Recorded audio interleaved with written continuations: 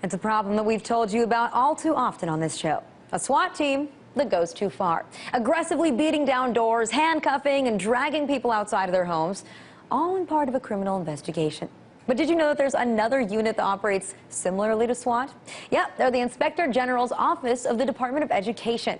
Kenneth Wright of Stockton, California, found himself face-to-face with this law enforcement unit, which operated similarly to SWAT in an all-too violent way. He was woken up at 6 a.m., dragged out of the house, and he and his 3 children were detained, all because of overdue student loan payments. And Kenneth claims that it wasn't even his overdue payment, but his estranged wife's. Check out ABC News 10 report. They come grab me by my neck and drag me out my house to right there in the grass. They say you owe a student loan and you gotta pay it. I just had my door kicked in because of this. Now, after that original news report aired, the Department of Education has since released a new press statement on the incident. And they said, while it was reported in local media that the search was related to a defaulted student loan, that is incorrect. This is related to a criminal investigation.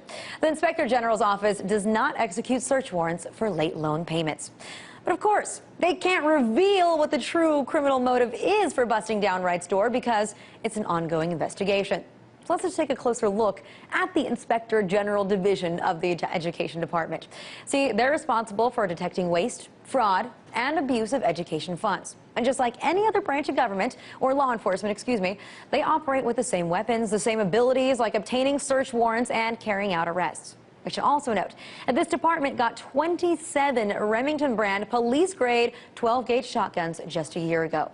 So are people who abuse student loan payments really held to the same degree as a violent criminal? I mean, I'm sorry, but unless there's an imminent threat, I really don't understand why SWAT or anybody who carries out the same functions as a SWAT team are invading this man's home, even in cases, or especially in cases, of fraud, waste, and abuse. No violence there. But you know, I can think of a few buildings around here in Washington that have those problems of fraud, waste, and abuse. Why don't you try knocking on the Pentagon's door? But in all seriousness, this is ridiculous. It's just another example of our country's militarization of its police functions.